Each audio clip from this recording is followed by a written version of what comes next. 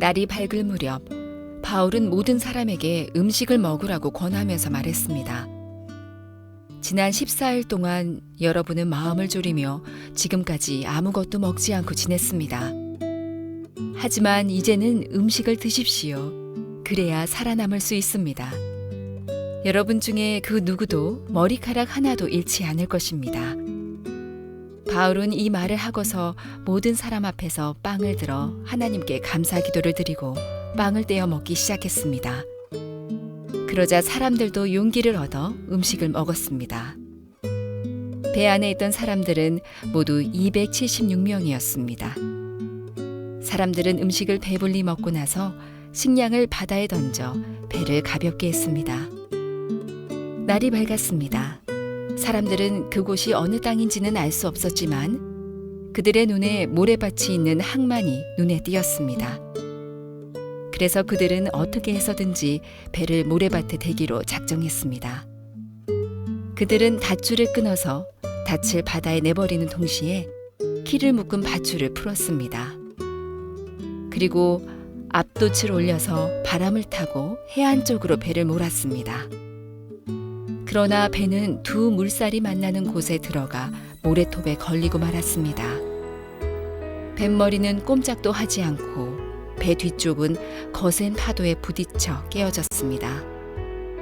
군인들은 죄수들이 헤엄쳐 도망칠까봐 그들을 죽이려고 계획을 짰습니다. 그러나 백부장 율리오는 바울을 살리고 싶어 했습니다. 그는 군인들이 죄수를 죽이지 못하도록 헤엄칠 수 있는 사람은 모두 바다로 뛰어들어 육지로 올라가라고 명령했습니다. 남은 사람들은 널빤지나 부서진 배 조각을 붙잡고 나아가게 명령했습니다. 그들은 모두 무사히 육지로 올라왔습니다.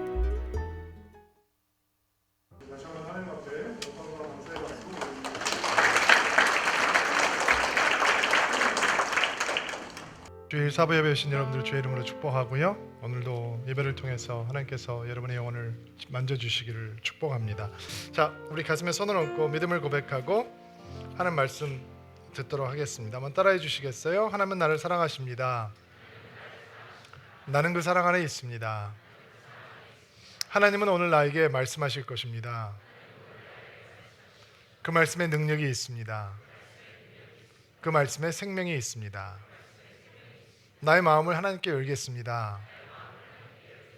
나의 생각을 예수님께 집중하겠습니다.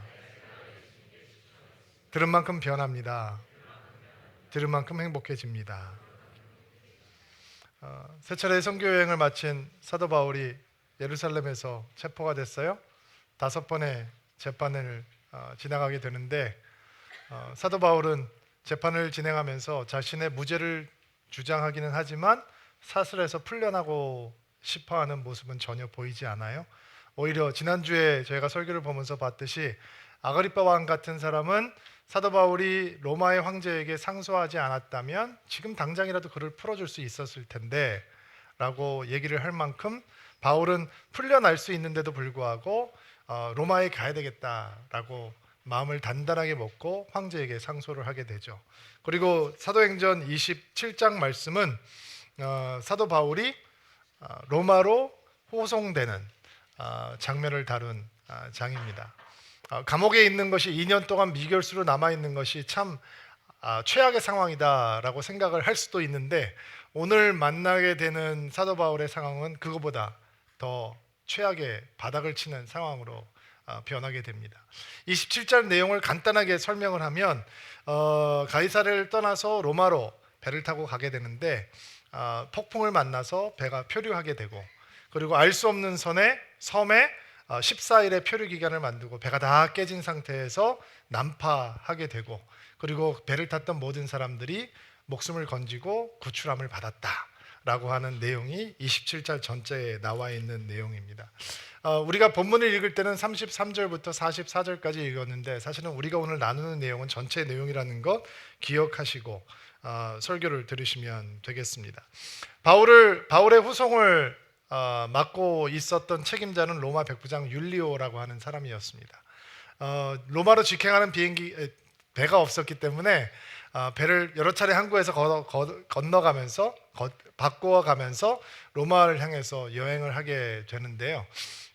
그 당시에 북아프리카였던 알렉산드리아 지역에서 이집트 산 식량을 싣고 로마로 후송을 하던 수송선에 몸을 싣고 사도 바울이 로마로 향하게 됩니다.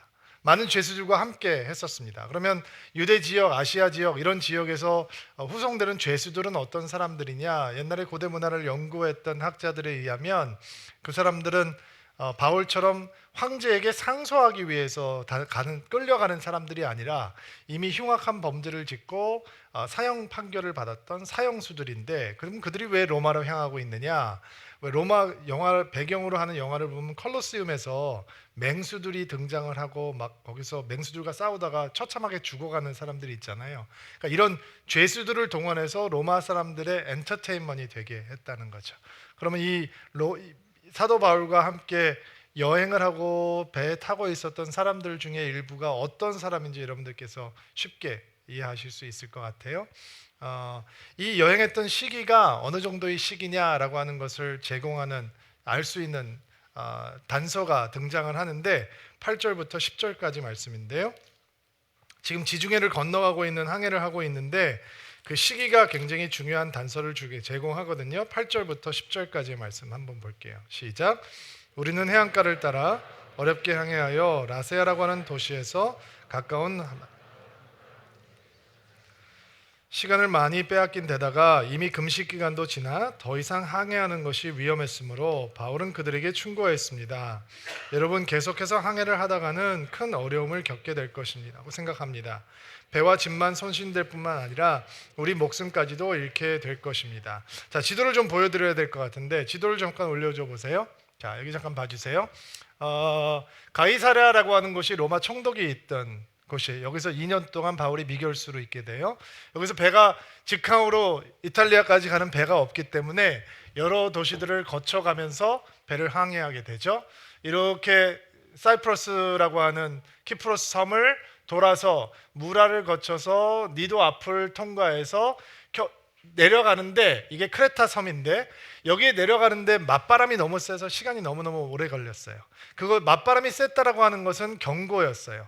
지금 항해하기에 적합하지 않은 시기다라고 하는 하나님의 워닝인 거죠. 그리고 그들이 겨우 이 라세아드 앞에 있는 미항이라고 했는데 오늘 성경을 보니까 아름다운 항구라고 얘기 나왔잖아요. 그러니까 이름이 아름다운 항구인 거예요.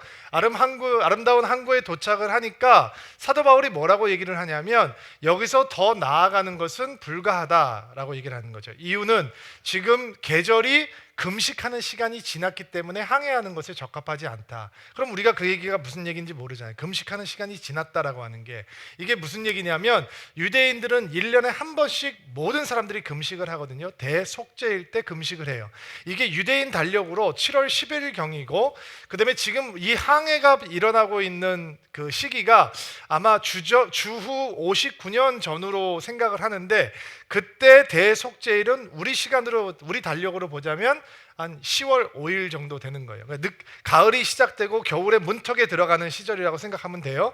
그런데 이 지중해 지역이 그 당시에는 초겨울이 되면 늦가을이 되면 태풍이 너무 심해지기 때문에 변화무쌍한 기후 때문에 항해하기가 적합하지 않았다라고 합니다. 그러면 그 시기가 되면 모든 배들은 이 정박을 해놓고 겨울이 지난 다음에 봄이 다시 됐을 때 항해를 재개했다라고 얘기해요.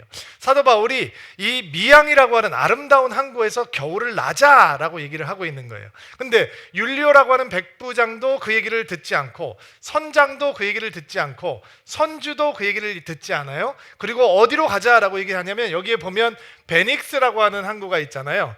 베닉스에 가서 겨울을 나자라고 얘기를 하는 거죠. 그럼 베닉스와 미항의 차이는 뭐가 있느냐?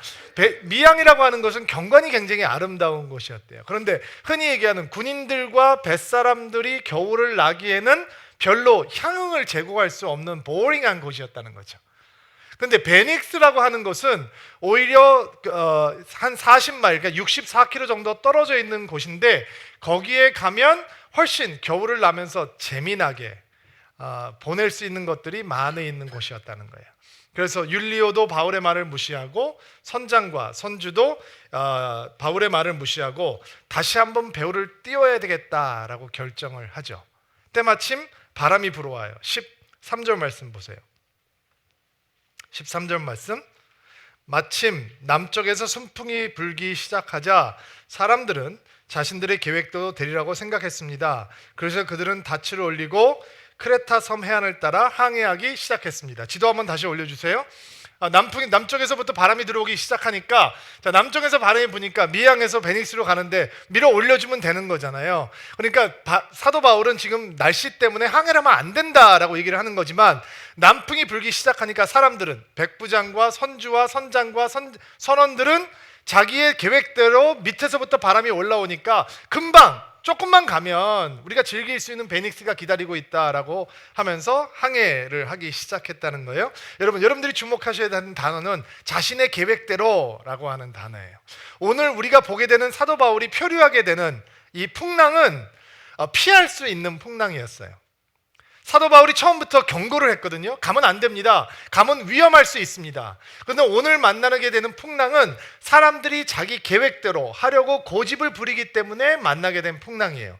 경고가 있는 대로 자기의 경험을 의지하고 자기 상식을 의지하고 자기의 생각대로 하는 것이 더 좋다라고 밀어붙인 결과로 만나게 된 풍랑이에요. 그러면 나는 그 얘기가 무슨 얘기인지 모르겠습니다 라고 여러분이 앉아 계신데 우리한테는 그런 이야기들이 익숙하거든요. 분명히 하나님께서 말씀을 주시고 워닝을 주시고 믿음의 사람들이 얘기를 하는데 내 계획대로, 내 생각대로, 내 경험대로, 내 의지대로 다른 사람의 얘기를 듣고 밀어붙였다가 납작하게 엎드리는 경우가 우리에게 많이 있잖아요. 그래서 오늘 사건이 다시 한번 우리를 돌아볼 수 있는 좋은 믿음의 거울이 되는 사건이 되는 것입니다. 바울의 소리를 무시하고 순풍을 타고 항해를 시작했어요. 40마일만 가면 돼요. 64km만 가면 되는 거예요. 근데 갑자기 바람에 방향이 바뀌어요. 순풍이 아니라 유라골로라고 하는 동북풍, 지중해성 태풍이 임해오기 시작하는 것이죠. 그리고 이 사람들은 자신들이 컨트롤할 수 없는 엄청난 공포의 바다 한가운데 이르게 돼요. 여러분 바다에서 폭풍 안 만나보셨죠? 공포스러워요. 바다라고 하는 것이 얼마나 이 변화무쌍한 곳이냐면 여러분 이렇게 해안가에서 보면 바다는 항상 낭만적이잖아요, 그렇죠? 평화롭고. 그러나 바다 한가운데서 만나는 폭풍은 정말 의류라고 공포감을 갖게 해요. 저는 한 번 만나봤거든요. 캄보디아에서 배 타고 전도 나갔다가 바다 한가운데서 폭풍을 만났는데요. 분명히 앞에 보이던 게 폭풍이 생기니까 아무것도 동서남북 판단을 할 수가 없어요. 비바람이 몰아치는데 진짜 처음에는 뭐 기도하다가 이게 1시간 2시간 되니까 기도도 끊기고 두려운 마음에 정말 너무너무 무서워요. 근데 지금 14일 동안 표류를 하게 되거든요. 그러면 이 상황이 얼마나 절망적인 상황이었느냐? 18절부터 20절 말씀 같이 한번 볼게요. 18절부터 20절 여러분 읽어주세요. 시작.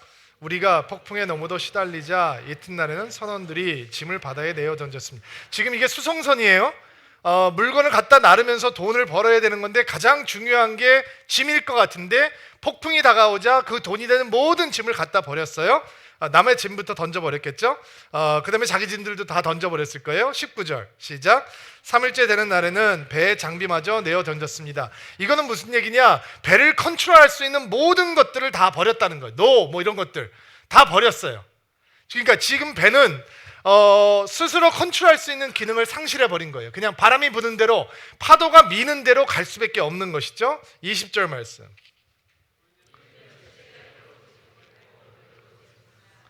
바람은 계속해서 거세게 몰아왔습니다. 살아남을 수 있다는 희망을 모두 포기하고 말았습니다. 며칠 동안 해도 보지 못하고 달도 보지 못하고 폭풍 속에 그들은 앉아 있었는데 비바람이 멈추지 않았기 때문에 그들 모든 배를 타고 있는 사람들 마음속에는 우리가 살아남을 수 있는 희망이라고 하는 것은 없는 거구나, 서로 절망할 수밖에 없었다는 거죠. 바로 그때 사도 바울이 일어나서 믿음의 사람다운 믿음을 고백하기 시작해요. 21절부터 26절이에요. 같이 한번 읽어봅시다. 시작. 사람들이 오랫동안 아무것도 먹지 못하고 있는 가운데 바울이 일어나 그들에게 말했습니다. 여러분, 내가 크레타 섬을 떠나지 말자고 말을 들었어야 했습니다. 그렇다면 이런 손해를 입지 않았을 것이고 물건을 잃어버리지도 않았을 것입니다.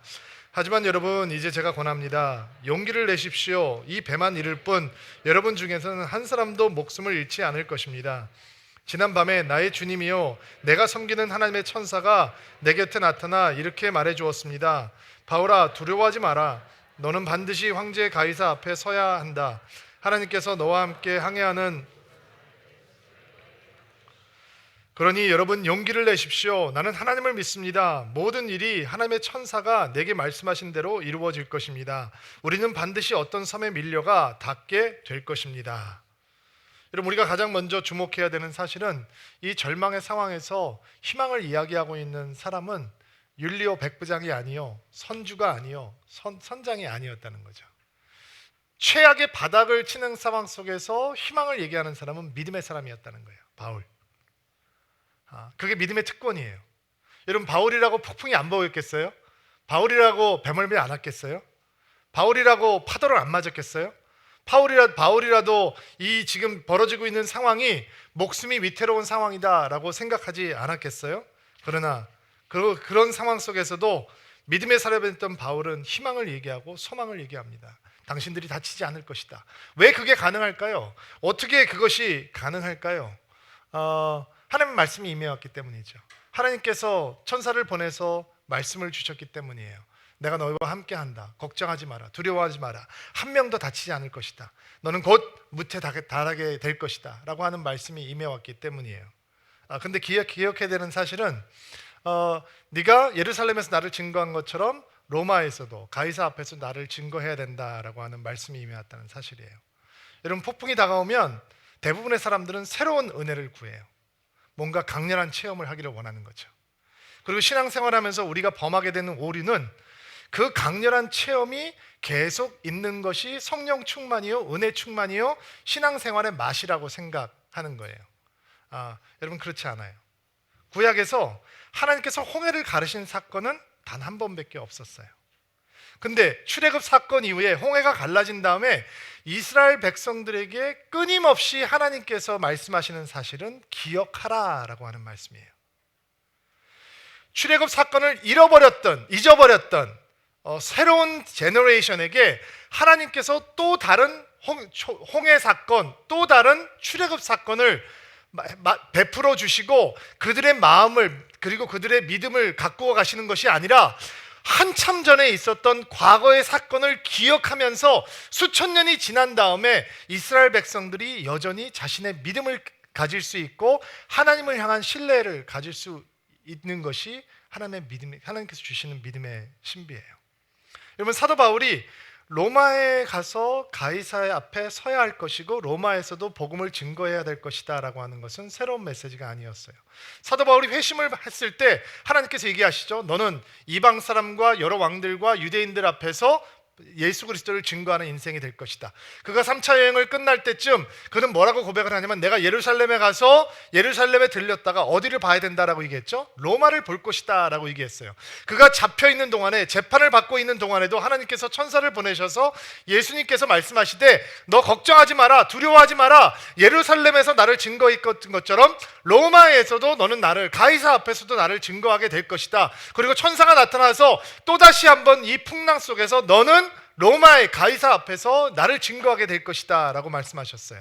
올드 메시지가 폭풍이라고 하는, 풍랑이라고 하는, 오늘이라고 하는 현실 속으로 쑥 들어온 거예요. 그러니까 모든 사람이 해도 보이지 않고 달도 보이지 않고 절망이 있다라고 얘기할 때 사도 바울은 올드 메시지를 기억하면서 또다시 하나님의 소망으로, 하나님의 희망으로 차오를 수 있는 거죠. 모든 사람은 죽었다라고 얘기할 때, 후회가 많다라고 얘기할 때 그는 걱정하지 말라라고 얘기하고 이 배는 곧 섬에 닿을 것이다 라고 얘기를 하게 되는 것이죠. 여러분에게 이 은혜가 임해왔어요. 여러분, 사람들이 예수 체험이 강렬하지 못해서 하나님으로부터 멀리 드리프트 되는 거 아니에요. 기억하지 못해서 떨어져 나가는 거예요. 기억하지 못해서 감동이 사라지기 시작하는 거예요. 이 자리에 부르신 하나님, 여러분의 인생을 여기까지 지켜왔던 하나님, 그 하나님이 별 볼 일 없다고 생각하기 때문에 그 하나님보다 더 강렬한 하나님을 만나야 된다라고 하는 생각 때문에 우리는 과거에 하나님께서 우리에게 주신 은혜를 잊어버리고 지금 폭풍 속에서 두려워하고 떨고 해가 보이지 않는다, 달이 보이지 않는다 라고 소리를 지르게 되는 것이죠. 저희는 얼마 전에 저희 교회 집사님 중에 딸 하나가 미국에서 사고를 당했다는 얘기를 들었어요. 그리고 이게 주일날 함께 기도했죠. 누군지 잘 모르시죠? 사진 보여드릴게요. 예, 이경이에요. 여기 금발 아니고 이렇게 머리 까만 애가 이경이고 그 옆에 있는 같이 사고 난 아브리라고 하는 아이예요. 1995년생 만 20살이에요. 땡스기빙 때 친구들과 함께 여행 갔다가 플로리다에서 사고를 당하게 됐는데 차가 어느 정도로 많이 깨졌냐면 보세요. 이경이가 조수석에 타고 있었어요. 그리고 보통 미국에서 사고가 나게 되면 목숨이 경각에 달려 있으면 헬리콥터가 떠요. 어브리하고 이경이가 둘 다 사고를 당했는데 어브리는 앰뷸런스를 타고 병원으로 옮겼고 이경이는 헬리콥터로 에어리프트가 돼서 병원으로 수송이 됐어요. 장이 많이 상해서 장 수술을 하고 허리가 부러져서 척추 수술을 며칠이 지난 다음에 했어요. 한 번 수술해도 힘들고 어려운데 양쪽을 다 제거 수술을 하고 하나님께서 그 아이를 살려주셨어요. 우리가 기도했는데. 근데 우리만 기도한 게 아니에요. 그들을 위해서 기도하는 사람들이 또 있었어요. 채플에서 아이들이 기도하는 모습 보여드릴까요? 그 아이가 이게 리버티 유니버시티예요. 미국 동부에 있는 리버티 유니버시티인데 학교 채플 시간에 이경이의 이름을 부르고 어브리의 이름을 부르면서 학교가 중보하고 있는 컨보케이션 이 채플 시간 예배예요. 자, 여기 잠깐 봐보세요. 하나님께서 어브리와 이경이를 살려주셨어요. 놀라운 기적이죠. 1cm만 비껴갔으면 장애가 생길 수도 있었다는 거예요. 하나님께서 이경이 보호하셨어요. 지금은 앞뒤가 많이 아파서 고통받고 있지만 재활 훈련하고 다 멀쩡해질 거예요. 훌륭한 간호사가 될 거라고 사람들이 얘기하고 있대요. 자, 그러면 제가 여러분들에게 질문을 하죠. 아브리와 이경이가 앞으로 주님 앞에 신실하게 살기 위해서 위기가 생길 때마다 또 이런 큰 사건이 생겨야 되는 거예요. 그래서 또 구해주시고 또 회복시키시고 하는 사건이 있어야 우리가 제정신 차리고 주님을 제대로 믿을 수 있는 거예요. 이렇게 얘기하면 하나님이 굉장히 잔인한 하나님이 되시죠. 신앙생활이라는 게 말도 아닌 게 되는 거죠. 여러분, 우리는 다 예수 사건이 우리 안에 들어와 있어요. 예수 사건이 없다면 이 자리에 나올 수 있는 사람은 없는 거죠. 믿음이란 무엇이냐? 뒤를 돌아보고 우리를 선하게 신실하게 인도하셨던 하나님을 기억하고 폭풍 중에서도 우리는 희망을 얘기하고 믿음을 얘기하고 소망을 얘기하는 거예요. 여러분, 입술에 권세가 있어요.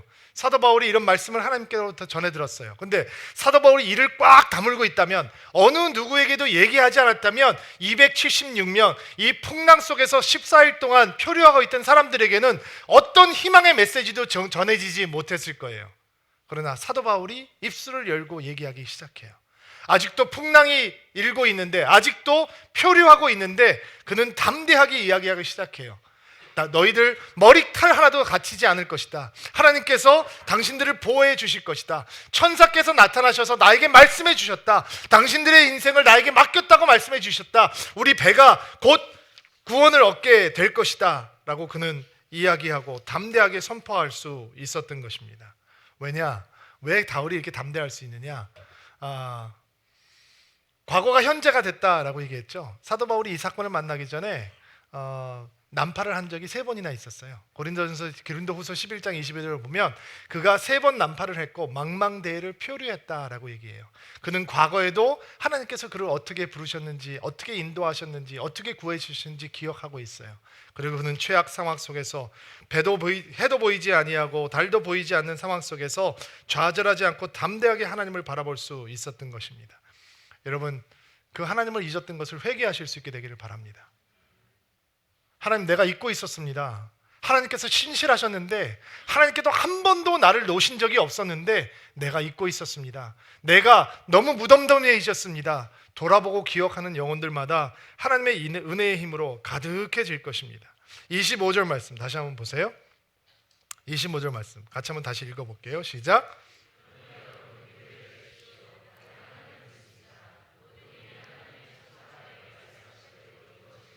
폭풍은 우리에게 믿음을 고백할 수 있는 최고의 기회, 최선의 기회가 되는 것입니다. 편안할 때 고백하는 능력에는 평안할 때 하는 고백에는 능력이 부족합니다. 맛이 없습니다. 그러나 폭풍 속에서 하나님을 향한 믿음을 고백할 때 그 빛이 바라는 것입니다. 폭풍 속에서 사도 바울은 보석 같은 신앙 고백을 다시 한번 배우게 됩니다. 여러분, 용기를 내십시오. 나는 하나님을 믿습니다.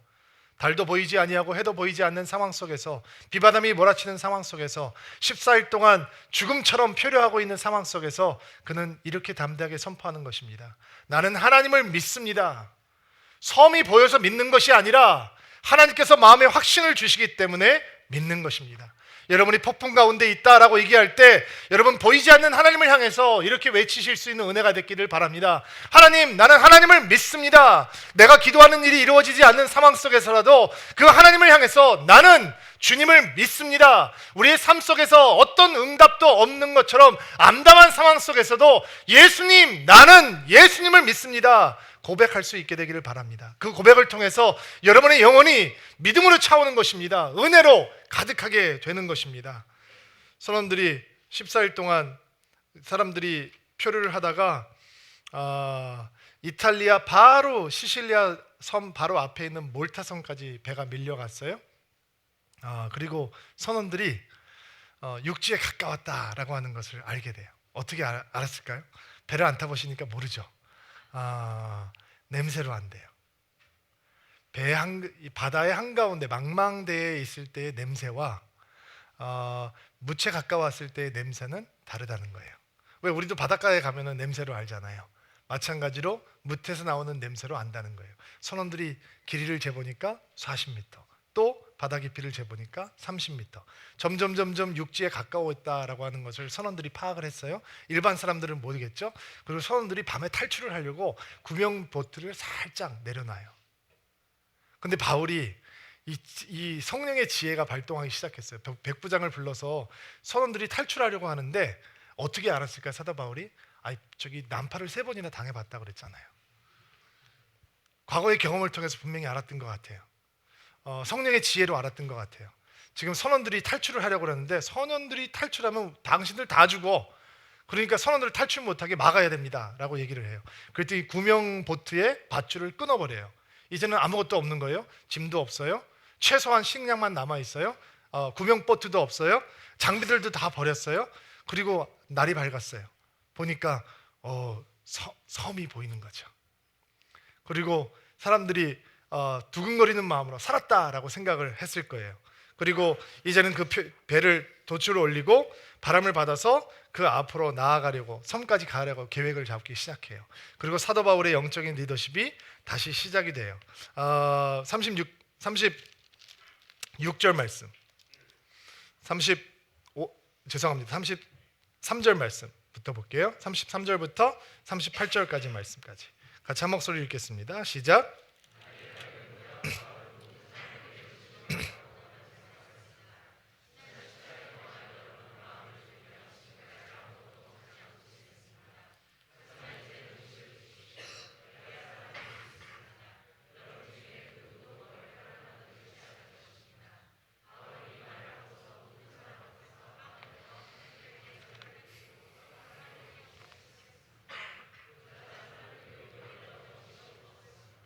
배 안에 있던 사람들은 모두 276명이었습니다.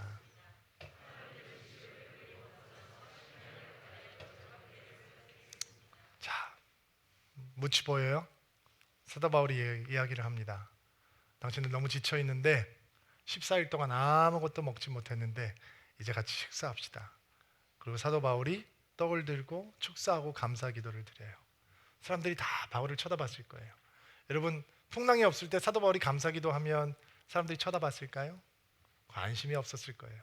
항상 풍랑은 우리가 하나님을 향해서 백기를 들게 만들어요. 힘이 다 빠져서 사도 바울의 감사 기도를 듣고 그들은 빵을 떼어서 먹기 시작해요. 그리고 그들이 힘을 차려요. 용기를 얻었다라고 얘기해요. 여러분, 폭풍은 믿음의 사람들을 위로의 사람이 되게 해요. 아멘 하세요.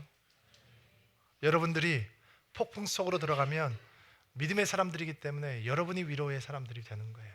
사도 바울이 위로의 사람으로 되었어요. 276명이 사도 바울의 감사 기도를 듣고 사도 바울이 떼어주는 밥을 먹고 용기와 힘으로 가득 차기 시작해요. 그리고 나머지 식량을 바다에다 다 쏟아버려요. 왜? 배가 가벼워야 떠 있으니까. 암초 같은 거 만나면 안 되니까. 그리고 돛을 올리고 무추를 향해서 항해를 하는 거예요. 그런데 두 물살이 만나는 곳에 모래톱이 있었어요. 모래톱이 뭐냐면, 저는 제가 바다를 잘 모르고 배를 잘 몰라서 쉽게 얘기하면 모래암초인 거죠. 이 모래암초가 지중해 근방에는 얼마나 위험하냐면, 배가 모래톱에 걸려버리면 꼼짝달싹 할 수 없이 된대요. 그래서 겨울에 잘못해서 이 톱에 올라가 앉으면 겨울이 끝날 때까지, 사람들이 굶어 죽을 때까지 바다에 그냥 있어야 된다라고 하는 거예요. 모래톱에 배가 걸렸어요. 꼼짝달싹 할 수가 없어요. 근데 파도가 세차게 밀려오기 시작하니까 낡은 배를 깨버릴 정도가 됐어요. 자, 여러분, 배가 난파합니다. 부서집니다. 그러면 우린 이런 환경 속에서 하나님을 향해서, 하나님 살려주신다며요. 바울을 향해서, 뭐야 너 괜찮다며, 우리 아무렇지도 않을 거라며 라고 항의할 수 있죠. 우리는 깨어지는 배 안에서 과연 하나님이 신실하시다라고 고백할 수 있나요? 하나님이 약속을 지키시는 하나님이셨다라고 고백할 수 있나요? 목사님, 배 다 망가졌잖아요. 재산이 다 없어졌잖아요. 짐도 다 사라졌잖아요. 하나님 뭐 신실하세요? 라고 얘기할 수 있죠. 그러나 우리는 배가 부서지는 환경 속에서, 배가 난파한 바로 그 자리에서, 그것은 하나님의 무책임을 드러내는 현장이 아니라 하나님께서 얼마나 신실하시고 얼마나 하나님의 약속을 지키시는 하나님인지, 하나님께서 얼마나 놀라운 은혜를 가지고 계시는 하나님이신지 다시 한번 목격할 수 있는 것입니다. 왜냐하면 이 풍랑이 시작될 때 하나님께서 이렇게 말씀하셨습니다. 배만 잃어버릴 뿐 너희 중에 어느 누구도 목숨을 잃지 않을 것이다. 사람들은 배가 깨지고 난파하고 표류할 때 하나님을 향해서 등을 돌립니다. 하나님 믿어도 소용없다라고 얘기할 수 있습니다. 그러나 우리는 아닙니다. 사도 바울의 인생을 공부하고 있는 우리는 배가 표류할 때 폭풍 속에서도 하나님께서 살아계시며, 그 폭풍 속에서 하나님은 그분의 약속을 이루시는 분인 것을 믿음으로 고백합니다. 배가 난파하고 배가 깨어지는 상황 속에서도, 배에 있는 모든 짐들이 사라져가고 그들의 안전이 보장될 수 없는 환경 속에서도 우리는 믿음이 있기 때문에 그것은 하나님의 은혜의 통로이다라고 고백하는 것입니다. 여러분, 상상해 보시기 바랍니다. 사도 바울이 옷을 벗어버리고 바다로 뛰어듭니다. 그리고 그는 이런 기도를 했을지 모릅니다. 하나님, 나뿐만 아니라 276명 한 사람 한 사람까지 다 구해주시니 감사합니다. 그리고 사도 바울은 힘차게 수영을 해가면서 어쩌면 물타섬에서 그 276명을 놓고 또 그가 앞으로 만날 한 사람 한 사람들을 어떻게 예수의 사람으로 만들까 고민하면서 숨을 허덕이며 수영해서 자기 자신을 구했을지 모릅니다. 여러분, 때로는 인생이 풍랑을 만나게 됩니다. 풍랑은 하나님께서 무책임하다라고 하는 뜻이 아닙니다. 풍랑은 하나님이 여러분 삶 속에 살아계시다라고 하는 뜻입니다. 그 하나님의 은혜가 여러분의 삶을 가득 메우는 한 주간이 되기를 주의 이름으로 축복합니다. 오랫동안 앉아 계셨는데 같이 한번 일어날까요?